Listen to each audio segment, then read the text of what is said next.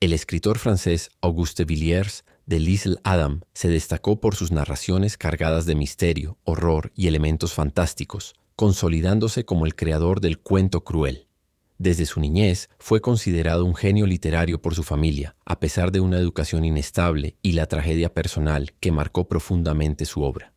Villiers, influenciado por figuras como Baudelaire y Edgar Allan Poe, canalizó sus experiencias y su imaginario hacia la creación de relatos perturbadores y emotivos que exploran las profundidades del sufrimiento humano y las crueles ironías de la vida.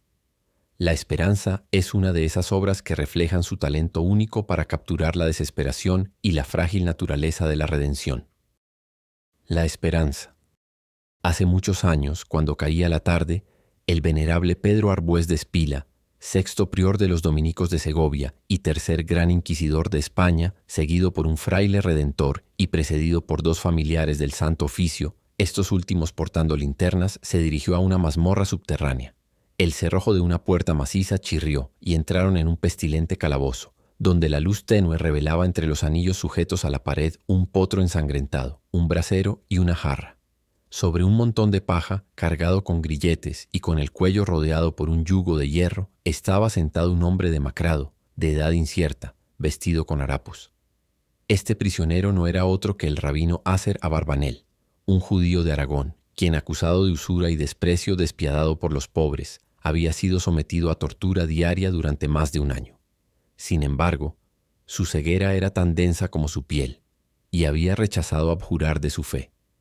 Orgulloso de una filiación que se remontaba a miles de años, orgulloso de sus ancestros, pues todos los judíos dignos de ese nombre son vanidosos de su sangre, descendía talmúdicamente de Otoniel y consecuentemente de Ipsiboa, la esposa del último juez de Israel, una circunstancia que había sostenido su valor en medio de incesantes torturas. Con lágrimas en los ojos al pensar en esta alma resuelta rechazando la salvación, el venerable Pedro Arbués de Espila, acercándose al tembloroso rabino, le dirigió las siguientes palabras: «Hijo mío, regocíjate. Tus pruebas aquí abajo están a punto de terminar. Si en presencia de tal obstinación me vi obligado a permitir con profundo pesar el uso de gran severidad, mi tarea de corrección fraternal tiene sus límites. Tú eres la higuera que, habiendo fallado tantas veces en dar fruto, al fin se secó, pero solo Dios puede juzgar tu alma. Quizás la misericordia infinita brille sobre ti en el último momento. Ten fit, existen ejemplos, así que duerme en paz esta noche. Mañana serás llevado al auto de fe, lo que significa que serás condenado a la hoguera, las llamas simbólicas del fuego eterno. Quema, como sabes, solo a distancias, hijo mío. Y la muerte llega en al menos 2 horas, a menudo 3, debido a las vendas mojadas y heladas con las que protegemos las cabezas y los corazones de los condenados. Serán 43 de ustedes. Colocado en la última fila, tendrás tiempo para hablar con Dios y ofrecerle este bautismo de fuego, que es del Espíritu Santo. Espera en la luz y descansa». Con estas palabras, habiendo hecho una señal a sus compañeros para desatar al prisionero, el prior lo abrazó tiernamente. Luego fue el turno del fraile redentor, quien en un tono bajo pidió perdón al judío por lo que le había hecho sufrir con el propósito de redimirlo. Luego los dos familiares lo besaron en silencio. Terminada esta ceremonia, el cautivo se quedó solitario y desconcertado en la oscuridad. El rabino Aser Abarbanel, con los labios resecos y el rostro desgastado por el sufrimiento, al principio miró la puerta cerrada con ojos vacíos. ¿Cerrada? La palabra, inconscientemente, despertó una vaga fantasía en su mente. La fantasía de que había visto por un instante la luz de las linternas a través de una rendija entre la puerta y la pared. Una mórbida idea de esperanza, debido a la debilidad de su cerebro, agitó todo su ser. Se arrastró hacia la extraña aparición. Luego, muy suavemente y con cautela, metiendo un dedo en la rendija, atrajo la puerta hacia sí. Maravilloso. Por un extraordinario accidente, el familiar que la había cerrado había girado la enorme llave un instante antes de que golpeara el marco de piedra, por lo que el cerrojo oxidado no había entrado en el agujero. La puerta volvió a girar sobre sus bisagras. El rabino se atrevió a asomarse afuera. Con la ayuda de una especie de penumbra luminosa, distinguió al principio un semicírculo de paredes dentadas por escaleras sinuosas y frente a él, en lo alto de 5 o 6 escalones de piedra, una especie de portal negro que se abría a un inmenso corredor, cuyos primeros arcos solo eran visibles desde abajo. Estirándose en el suelo, se arrastró hasta el umbral. Sí, realmente era un corredor, pero interminable en longitud. Una pálida luz lo iluminaba. Lámparas suspendidas del techo abovedado alumbraban a intervalos el tono apagado de la atmósfera. La distancia estaba velada en sombras. Ni una sola puerta aparecía en toda la extensión. Solo a un lado, a la izquierda, troneras fuertemente enrejadas, hundidas en las paredes, dejaban entrar una luz que debía ser la del atardecer, porque barras carmesíes de luz descansaban a intervalos sobre las losas del pavimento. Qué terrible silencio. Sin embargo, allá, al final de ese pasaje, podría haber una puerta de escape. La vacilante esperanza del judío era tenaz, porque era la última. Sin vacilar, se aventuró sobre las losas, manteniéndose cerca de las troneras, tratando de hacerse parte de la negrura de las largas paredes. Avanzaba lentamente, arrastrándose sobre su pecho, reprimiendo el grito de dolor cuando alguna herida abierta enviaba un agudo punzón a través de todo su cuerpo. De repente, el sonido de un pie con sandalia acercándose llegó a sus oídos. Tembló violentamente, el miedo lo asfixiaba, su vista se nublaba. Pensó que sin duda lo descubrirían. Se presionó contra un nicho y, medio muerto de terror, esperó. Era una vista familiar. Caminó rápidamente, sosteniendo en su mano cerrada un instrumento de tortura, una figura espantosa, y desapareció. La tensión que el rabino había soportado parecía haber suspendido las funciones de la vida y permaneció casi una hora sin poder moverse. Temiendo un aumento de torturas si lo capturaban, pensó en regresar a su mazmorra. Pero la vieja esperanza susurró en su alma ese quizás divino que nos consuela en nuestras pruebas más dolorosas. Había ocurrido un milagro. Ya no podía dudar más. Empezó a arrastrarse hacia la posibilidad de escapar. Agotado por el sufrimiento y el hambre, temblando de dolor, avanzó. El corredor sepulcral parecía alargarse misteriosamente, mientras él, aún avanzando, miraba hacia la penumbra donde debía haber alguna vía de escape. ¡Oh! Nuevamente escuchó pasos, pero esta vez eran más lentos, más pesados. Las formas blanca y negra de dos inquisidores aparecieron, emergiendo de la oscuridad más allá. Estaban conversando en tonos bajos y parecían estar discutiendo un tema importante, pues gesticulaban vehementemente. Ante este espectáculo, el rabino Aser Abarbanel cerró los ojos. Su corazón latía tan violentamente que casi lo asfixiaba. Sus harapos estaban húmedos con el sudor frío de la agonía. Yacía inmóvil junto a la pared, con la boca abierta, bajo los rayos de una lámpara, rezando al Dios de David.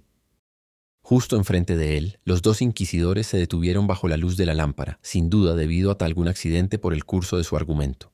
Uno, mientras escuchaba a su compañero, miraba al rabino, y bajo la mirada, cuya falta de expresión el desdichado hombre no notó al principio, imaginó que volvía a sentir las pinzas ardientes quemando su carne y que una vez más sería una herida viviente.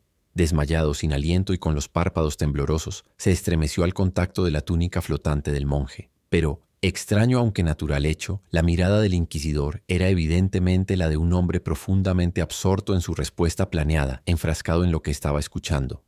Sus ojos estaban fijos y parecían mirar al judío sin verlo. De hecho, después de unos pocos minutos, las dos figuras sombrías siguieron su camino lentamente, aún conversando en tonos bajos, hacia el lugar de donde había venido el prisionero. No había sido visto. En medio de la horrible confusión de los pensamientos del rabino, la idea atravesó su cerebro. ¿Pudiera ser que ya estoy muerto y por eso no me han visto? Una impresión horrenda lo despertó de su letargo. Al mirar a la pared contra la cual estaba presionada su cara, imaginó que veía dos ojos feroces observándolo. Movió su cabeza hacia atrás en un frenesí repentino de terror. Su cabello se erizó. Sin embargo, no. Number, su mano, buscó a tientas sobre las piedras. Era el reflejo de los ojos del inquisidor, aún retenido en el suyo propio, que había sido refractado desde dos puntos en la pared. Adelante. Debía apresurarse hacia esa meta que imaginaba, absurdamente sin duda, que era la liberación hacia la oscuridad de la que ahora se encontraba apenas a 30 metros de distancia. Avanzaba más rápido sobre sus rodillas, sus manos, en toda su longitud, arrastrándose dolorosamente, y pronto entró en la parte oscura de este terrible corredor. De repente, el desgraciado sintió un soplo de aire frío en las manos, que descansaban sobre las losas. Provenía de debajo de la pequeña puerta al final de las dos paredes. ¿Podría ser que esa puerta se abriera, revelando una posible ruta de escape? Cada nervio en el cuerpo del miserable fugitivo vibraba con esperanza. La examinó de arriba abajo, aunque apenas podía distinguir sus contornos en la oscuridad circundante. Pasó su mano sobre ella. Sin cerrojo, sin cerradura. Un pestillo. Se levantó de un salto, el pestillo cedió a la presión de su pulgar. La puerta se abrió silenciosamente ante él. Aleluya, murmuró el rabino en un transporte de gratitud mientras de pie en el umbral contemplaba la escena ante él. La puerta había dado a los jardines, sobre los cuales se arqueaba un cielo estrellado. La primavera, la libertad, la vida. Revelaba los campos vecinos que se extendían hacia las sierras, cuyas sinuosas líneas azules se recortaban contra el horizonte. Allá yacía la libertad. Oh, escapar. Viajaría toda la noche a través de los huertos de limones, cuyo perfume llegaba hasta él. Una vez en las montañas estaría a salvo. Inhalaba el aire delicioso, la brisa lo revitalizaba, sus pulmones se expandían. Sentía en su corazón ardiente la llamada de Lázaro. Ven, sal ahora. Y para agradecer una vez más al Dios que le había concedido esta merced, extendió los brazos, alzando los ojos hacia el cielo. Era un éxtasis de alegría. Luego creyó ver la sombra de sus brazos acercarse a él. Creyó que sentía esos brazos sombríos rodeándolo, abrazándolo, y que era presionado tiernamente contra el pecho de alguien. Una figura alta, en verdad, se encontraba directamente ante él. Bajó los ojos y permaneció inmóvil, jadeando, aturdido, con los ojos fijos, baboseando de terror. ¡Horror! Estaba en el abrazo del gran inquisidor mismo el venerable Pedro Arbués de Espila, que lo miraba con ojos llorosos, como un buen pastor que había encontrado a su oveja perdida. El sacerdote vestido de oscuro apretaba al desdichado judío contra su corazón con un fervoroso estallido de amor, tanto que los bordes del cabello monacal rozaban el pecho del dominico. Y mientras Ácera Barbanel, con ojos saltones, jadeaba de agonía en el abrazo de la asceta, comprendiendo vagamente que todas las fases de esta noche fatal habían sido solo una tortura premeditada, la de la esperanza, el gran inquisidor, con un acento de reproche conmovedor y una mirada de consternación, murmuró en su oído, su respiración seca y ardiente por el largo ayuno. ¿Qué, hijo mío? En la víspera tal vez de la salvación, ¿deseabas dejarnos?